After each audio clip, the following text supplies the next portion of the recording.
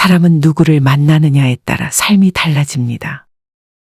어떤 사람은 우리 인생을 빛나게 하지만 어떤 사람은 독이 되어 우리의 행복을 갉아먹습니다.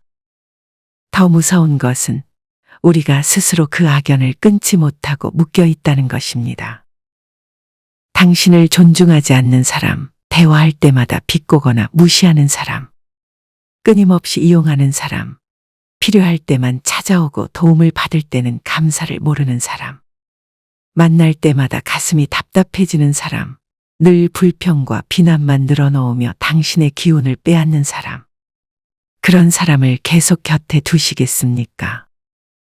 아니면 이제 단호하게 끊어낼 때가 되었습니까? 오늘은 당신을 갉아먹는 악연의 정체를 밝혀내고 그 굴레에서 벗어나는 강력한 방법을 알려드리겠습니다. 그 중에는 인연이 되어 삶을 풍요롭게 만들어주는 사람이 있는가 하면 악연이 되어 우리의 행복을 갉아먹는 사람도 있습니다. 특히 나이가 들수록 좋은 사람들과 함께하는 것이 얼마나 중요한지 절실히 깨닫게 됩니다. 하지만 때로는 우리가 알면서도 혹은 알지 못한 채로 자신을 망치는 관계를 계속 유지하고 있기도 합니다. 오늘은 나를 망치는 악연이 어떤 사람인지, 그리고 그 악연에서 벗어나는 방법에 대해 이야기해 보려고 합니다. 첫 번째, 나를 끊임없이 깎아내리는 사람. 너는 원래 그런 사람이잖아. 내가 뭘 할 수 있겠어. 내가 나한테 고마워해야 하는 거 아니야. 이런 말을 계속 듣고 있다면 당신은 이미 악연과 함께하고 있는 것입니다. 나를 깎아내리는 사람은 겉으로는 친근하고 친절해 보일 수도 있지만 그들이 내뱉는 말은 항상 나를 작아지게 만듭니다. 칭찬을 해주는 듯 하면서도 그 정도면 괜찮네, 근데 더 잘할 수도 있지 않았어?처럼 애매하게 깎아내리는 경우도 많습니다. 이야기 하나를 해볼까요? 60대 후반의 김영숙 씨는 평생을 헌신하며 가족을 위해 살았습니다. 남편과 자녀들을 위해 자신의 꿈을 뒤로하고 희생한 그녀는 친구들과의 모임에서 늘 조용히 있곤 했습니다. 그런데 친구들은 그녀의 삶을 존중해 주기는커녕 늘 무시하는 태도를 보였습니다. 처음에는 에이, 농담이겠지 하고 넘겼습니다. 하지만 이런 말들이 쌓이면서 그녀의 가슴 속에는 깊은 상처가 남았습니다. 친구들과 만나면 즐겁기보다는 불편하고 위축되는 기분이 들었죠. 모임에 나가서도 조용히 듣기만 했고 스스로가 작아지는 느낌이었습니다. 어느 날 친구들이 또다시 그녀를 향해 빈정거렸습니다. 남편 덕에 살았잖아. 내가 돈을 벌어본 적이나 있어? 내가 뭘 알아? 애나 키운 사람이 무슨 세상을 노네? 우리끼리 얘기하는데 너는 빠져. 그 순간 김영숙 씨의 가슴이 덜컥 내려앉았습니다. 손끝이 차가워지고 가슴이 조여오는 듯한 느낌이 들었습니다. 내가 정말 무가치한 사람인가 하는 생각이 들었습니다. 그녀는 모임이 끝난 후에도 마음이 무거워 한숨을 쉬며 집으로 돌아왔습니다. 그렇게 몇 날 며칠을 고민했습니다. 정말 내가 하찮은 존재일까? 내가 살아온 인생이 별 의미가 없는 것일까?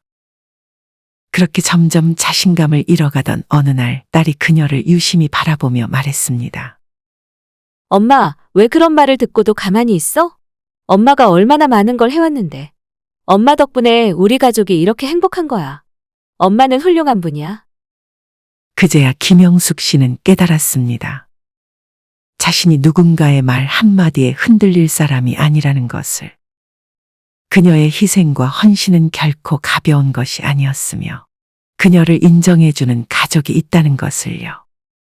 그날 이후 그녀는 친구들과의 모임을 점점 줄였습니다. 처음에는 외로울까 걱정도 됐지만 점점 마음이 가벼워지는 것을 느꼈습니다. 더 이상 무시당할 걱정을 하지 않아도 되고 모임이 끝난 후에도 우울한 기분에 휩싸이지 않게 되었습니다. 그녀는 자신을 존중해주는 사람들과 새로운 관계를 맺으며 오랜만에 마음의 평온을 찾을 수 있었습니다.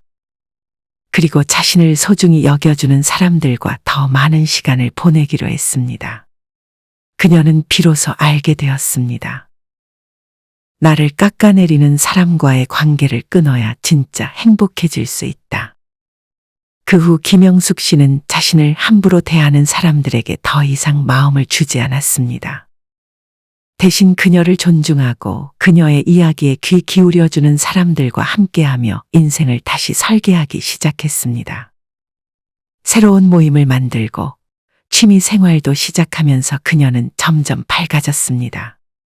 그녀의 얼굴에는 오랜만에 따뜻한 미소가 피어나기 시작했습니다. 그렇습니다. 나를 깎아내리는 사람은 절대 좋은 인연이 아닙니다. 그런 관계를 지속하면 자존감이 무너지고 결국 내 삶의 질이 나빠집니다. 사람은 자신을 있는 그대로 인정해주는 사람과 함께할 때 가장 행복해집니다. 만약 당신 곁에 누군가가 항상 당신을 깎아내리고 자신감을 떨어뜨린다면 그 관계를 다시 한번 돌아봐야 합니다. 두 번째, 나를 이용만 하는 사람. 악연의 또 다른 특징은 이용하려는 사람입니다. 좋은 사람은 서로 돕고 함께 성장합니다. 하지만 나쁜 사람은 일방적으로 내 것을 가져갑니다. 그들은 겉으로는 친근하게 다가오지만 결국 당신의 시간과 돈, 에너지를 조금씩 갉아먹습니다. 박미자 씨는 65세에 오랜만에 동창 모임을 시작했습니다. 남편과 자녀들이 독립한 후 그녀는 일상의 공허함을 채우고 싶었습니다. 젊은 시절을 함께했던 친구들과 다시 만나 추억을 나누고 삶의 활력을 되찾고 싶었죠. 처음에는 반가운 마음에 들뜬 그녀였지만 시간이 지나며 예상치 못한 일들이 벌어지기 시작했습니다. 처음에는 반가운 마음이 컸습니다. 젊은 시절을 함께한 친구들과 다시 만나 이야기를 나누는 것이 그녀에게 큰 즐거움이었습니다. 하지만 모임이 거듭될수록 이상한 패턴이 보이기 시작했습니다. 몇몇 친구들은 늘 그녀에게 돈을 빌려갔습니다.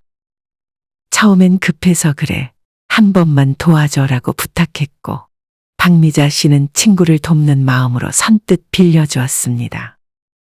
하지만 시간이 지나도 아무도 돈을 돌려줄 생각을 하지 않았습니다. 오히려 다음 모임에서는 더 큰 금액을 요구하는 친구도 있었습니다.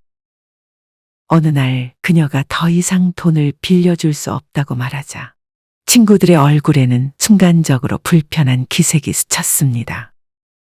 분위기는 어색하게 굳어졌고 누군가는 한숨을 쉬며 그녀를 곁눈질했습니다. 박미자 씨는 그들의 표정에서 실망과 불만이 뒤섞인 감정을 읽을 수 있었습니다. 그녀는 손을 꼭 쥐고 애써 담담한 척했지만 마음속에서는 묵직한 실망감과 배신감이 차오르고 있었습니다. 나는 친구라고 생각했는데 저들은 나를 그저 돈을 빌려주는 사람으로만 여긴 걸까? 그녀의 가슴이 답답하게 조여왔습니다. 왜 그렇게 쪼잔해? 우리 친구잖아. 이 정도도 못 빌려줘? 너 요즘 돈 많이 벌었다면서? 정이 없다. 정이 없어. 그렇게 살지 마. 그 말들이 박미자 씨의 마음을 깊이 후벼 팠습니다. 친구라고 생각했던 사람들이었기에 그녀는 더욱 큰 배신감을 느꼈습니다. 그녀는 혼자 집으로 돌아오는 길에 깊은 고민에 빠졌습니다. 이 친구들은 나를 정말 친구로 생각하는 걸까? 아니면 그냥 돈을 빌려주는 사람으로 여기는 걸까? 며칠 후 남편에게 조심스럽게 이 일을 털어놓았습니다. 남편은 그녀의 말을 다 듣고 나서 단호하게 말했습니다. 여보, 그건 친구가 아니라 도둑이지. 그 말에 박미자 씨는 멍해졌습니다. 그동안 자신이 친구라는 이름 아래 착취당하고 있었다는 사실을 이제야 깨달았습니다. 그녀는 결심했습니다. 더 이상 이용당하지 않겠다고. 그날 이후 그녀는 변했습니다. 하지만 변화는 쉬운 일이 아니었습니다. 처음에는 친구들의 연락을 거절하는 것이 익숙하지 않았고 너무 냉정한 사람이 되는 건 아닐까 하는 고민도 들었습니다. 그러나 점점 그녀는 자신이 더 이상 불안과 죄책감에 시달릴 필요가 없다는 걸 깨달았습니다. 그녀는 용기를 내어 자신의 감정을 솔직하게 표현하기 시작했고, 돈이 아닌 진정한 우정을 나눌 수 있는 관계를 찾기 위해 노력했습니다. 친구들에게 단호하게 선을 그었습니다. 돈을 빌려달라는 요청이 오면 정중히 거절했습니다. 처음에는 불편했지만 시간이 지나자 그녀는 마음이 한결 가벼워지는 것을 느꼈습니다. 이제야 내가 진짜 친구 관계를 유지하고 있는 거구나. 어느 날 그녀는 더 이상 연락이 오지 않는 친구들이 있다는 걸 깨달았습니다. 처음에는 씁쓸한 기분이 들었습니다. 그래도 오랜 시간 알고 지낸 친구들이었는데 연락 한 통 없이 사라졌다는 사실이 서운하게 느껴졌습니다. 하지만 곧 그녀는 마음 깊은 곳에서 안도감을 느꼈습니다. 이제 더 이상 불편한 부탁을 들어줘야 한다는 부담도, 돈을 빌려주고 돌려받지 못할 걱정도 없었습니다. 오히려 그녀는 진정으로 자신을 소중하게 여겨주는 사람들에게 더 집중할 수 있는 기회를 얻은 것이었습니다. 돈을 빌리러 오던 친구들은 서서히 그녀에게서 멀어졌습니다. 하지만 그건 아쉬운 일이 아니었습니다. 오히려 그녀는 진짜 친구가 누구인지 알게 되었습니다. 나를 이용하는 사람과의 관계를 끊어야 진짜 행복해질 수 있다. 그 후 그녀는 자신을 소중히 여겨주는 사람들과 더 많은 시간을 보냈습니다. 더 이상 누군가에게 휘둘리지 않는다는 사실이 그녀의 삶을 더 자유롭고 평온하게 만들었습니다. 세 번째, 나를 불행하게 만드는 사람. 좋은 인연을 만나면 마음이 따뜻해지고 행복해집니다. 하지만 나쁜 인연을 만나면 늘 가슴이 답답하고 불행한 기분이 듭니다. 처음에는 상대방의 작은 불만이 그저 일시적인 감정 표현인 줄 알지만 시간이 지날수록 그것이 나를 옥죄는 족쇄가 될 수도 있습니다. 최정수 씨는 아내를 일찍 떠나보내고 10년을 홀로 지냈습니다. 처음에는 혼자서도 괜찮을 거라 생각했습니다. 하지만 시간이 흐를수록 집안은 점점 조용해졌고 식탁의 반대편이 늘 비어있는 것이 익숙해졌습니다. 가끔은 텔레비전을 켜놓고도 무슨 프로그램이 나오는지조차 신경 쓰지 않았습니다. 명절이나 특별한 날이 다가오면 더 깊은 외로움을 느꼈고 아내와 함께했던 시간이 점점 더 그리워졌습니다. 길을 걸으며 손을 잡고 이야기를 나누던 기억이 아련하게 떠오를 때면 그는 문득 한숨을 쉬곤 했습니다. 그는 오랜 외로움을 달래고자 70세에 새로운 인연을 만났습니다. 처음에는 상대방이 따뜻하고 배려심 많은 사람이라고 생각했습니다. 같이 밥을 먹고 산책을 하며 인생의 외로움을 나눌 동반자를 찾았다고 여겼죠. 하지만 시간이 흐르면서 관계의 무게가 점점 그를 짓누르기 시작했습니다. 상대방은 사소한 일에도 불만을 제기했습니다. 당신은 왜 이렇게 무신경해? 당신 때문에 내 하루가 엉망이 됐어. 내가 이렇게 힘든데 당신은 아무렇지도 않아? 처음엔 최 씨가 자신의 태도를 돌아봤습니다. 혹시나 내가 너무 둔감하게 행동한 걸까? 내가 잘못한 걸까? 스스로를 책망하며 상대방이 원하는 대로 맞춰주려 노력했습니다. 더 자주 연락하고 더 자상하게 행동하고 상대의 감정을 상하지 않게 하려고 조심했습니다. 하지만 아무리 애를 써도 상대의 불평은 끝나지 않았습니다. 마치 그가 하는 모든 행동이 상대방을 만족시키기는커녕 새로운 불만거리가 되는 듯했습니다. 어느 날 최 씨는 혼자 집으로 돌아와 깊은 한숨을 쉬었습니다. 그는 문 앞에서 한참을 서성이다가 겨우 현관문을 열었습니다. 방 안은 여전히 적막했고 따뜻한 환영을 해주는 사람 하나 없었습니다. 소파에 몸을 던지며 한숨을 내쉬었지만 그 숨결마저도 무겁게 느껴졌습니다. 관계를 유지하려고 애썼지만 그 노력이 자신을 더 지치게 만들고 있다는 사실을 부정할 수 없었습니다. 이렇게까지 해야 하나라는 생각이 머릿속을 맴돌며 깊은 혼란과 피로가 밀려왔습니다. 그의 마음은 점점 무거워졌습니다. 과거에는 혼자였지만 편안한 시간이었는데 이제는 누군가와 함께 있음에도 불안하고 답답한 기분이 들었습니다. 그는 스스로에게 물었습니다. 이 사람이 내 삶을 더 나아지게 하고 있나? 그리고 그는 깨달았습니다. 이 사람과 함께 있으면 늘 힘들어. 나는 행복하지 않아. 최 씨는 결정을 내리기까지 많은 고민을 했습니다. 상대방을 떠난다는 것이 미안했고, 한편으로는 자신이 너무 예민한 것이 아닐까 하는 생각도 들었습니다. 하지만 그는 매일 피곤해하는 자신을 발견했고, 즐거운 순간보다 괴로운 순간이 많아졌다는 사실을 더 이상 부정할 수 없었습니다. 그렇게 스스로에게 솔직해지기로 했습니다. 그는 어느 날 조용히 상대방과의 거리를 두기로 결심했습니다. 전날 밤 그는 또다시 상대방의 불만을 듣고 자신을 탓하며 잠을 설쳤습니다. 아침이 되자 지쳐버린 자신을 거울 속에서 바라보며 생각했습니다. 이게 정말 내가 원하는 삶인가? 가슴 속에서 답답함이 밀려왔고 평온했던 과거의 시간이 간절하게 그리워졌습니다. 그는 그제야 결심했습니다. 더 이상 자신의 감정을 희생하지 않겠다고.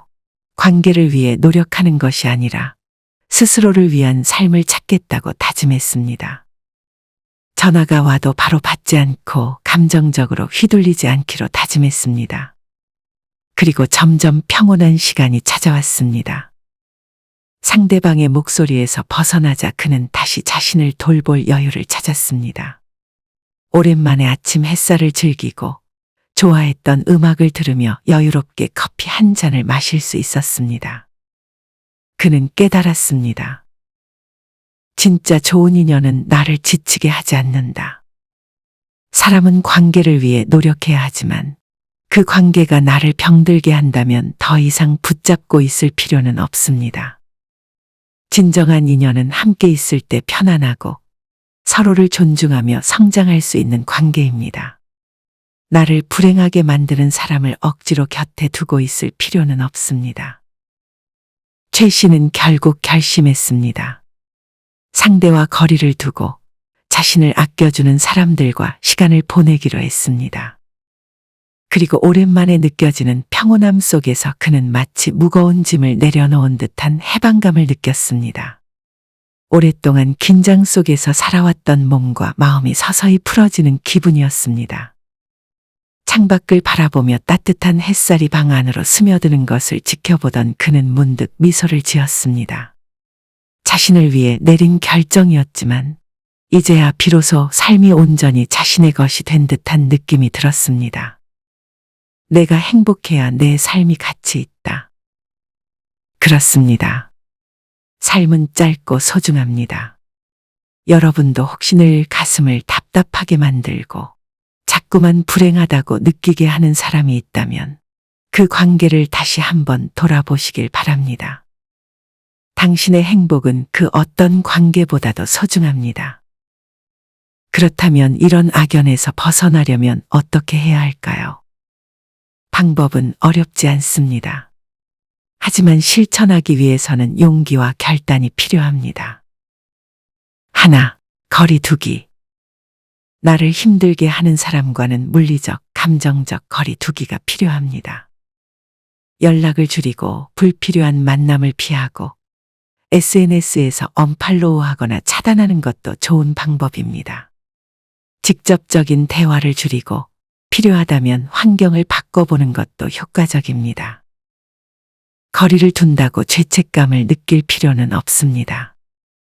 나를 보호하는 것은 이기적인 행동이 아니라 건강한 삶을 위한 필수적인 과정입니다. 나를 존중하는 첫걸음이기도 합니다. 둘, 내 감정을 먼저 생각하기. 이 사람과 함께 있을 때 나는 행복한가? 이 질문에 솔직히 답해보세요. 만약 그 대답이 아니오라면 더 이상 스스로를 희생하지 마세요. 예를 들어 상대방과의 대화가 끝난 후 기분이 가라앉거나 만남이 부담스럽게 느껴진다면 이는 분명한 신호입니다. 이 관계가 나에게 힘을 주는가 아니면 나를 소진시키는가 스스로에게 물어보세요. 내 감정을 우선하는 것이 이기적인 것이 아닙니다. 오히려 나를 존중하는 첫걸음입니다. 셋, 더 좋은 사람들과 어울리기. 나를 깎아내리는 사람 대신 나를 응원해주고 존중해주는 사람과 가까이 하세요. 좋은 사람들과 함께하면 내 자존감도 자연스럽게 회복됩니다. 어떻게 좋은 사람들과 가까워질 수 있을까요? 공통의 관심사를 가진 모임에 참여해 보세요. 독서 모임, 취미 동아리, 자원봉사 활동 등에서 비슷한 가치를 가진 사람들을 만날 수 있습니다. 기존의 관계에서도 긍정적인 영향을 주는 사람들과의 만남을 늘려보는 것도 중요합니다. 작은 관심을 표현하고 따뜻한 말을 꺼내는 것만으로도 더 깊은 관계를 형성할 수 있습니다. 진정한 관계 속에서 우리는 따뜻한 말 한마디가 삶을 얼마나 풍요롭게 만드는지 깨닫게 됩니다. 넷, 거절을 배우기. 나는 이제 그렇게 못해 라고 말할 수 있어야 합니다. 필요할 때는 단호하게 거절하세요. 거절한다고 해서 관계가 끝나는 것은 아닙니다. 오히려 내가 싫은 것을 분명하게 말할 때 더 건강한 관계가 만들어질 수 있습니다. 내 한계를 지키는 것이 곧 나를 존중하는 길입니다. 여러분, 인생은 짧습니다. 나쁜 사람에게 내 시간과 감정을 허비하기엔 우리의 남은 날들이 너무나 소중합니다. 나를 힘들게 하는 관계를 유지하기 위해 애쓰기보다는 나를 행복하게 해줄 사람들과 시간을 보내세요. 우리가 함께할 사람은 나를 사랑해주고 나를 소중하게 여겨주는 사람이어야 합니다. 혹시라도 지금 당신 곁에 있는 누군가가 당신을 힘들게 하고 있다면 다시 한번 생각해 보세요. 그 관계가 정말 당신의 삶을 더 나아지게 하고 있는지 아니면 당신을 지치게 만들고 있는지 말입니다. 여러분은 충분히 소중한 사람입니다. 그리고 여러분을 진심으로 사랑해줄 좋은 인연이 반드시 있을 겁니다. 악연을 끊어야 좋은 인연이 들어온다. 이 말을 기억하세요. 오늘도 여러분의 노후가 따뜻하고 평온하길 바랍니다. 작은 실천을 시작해 보세요. 좋아하는 사람에게 따뜻한 안부 인사를 전하거나 나를 소중히 여기는 시간을 가져보는 것도 좋은 방법입니다.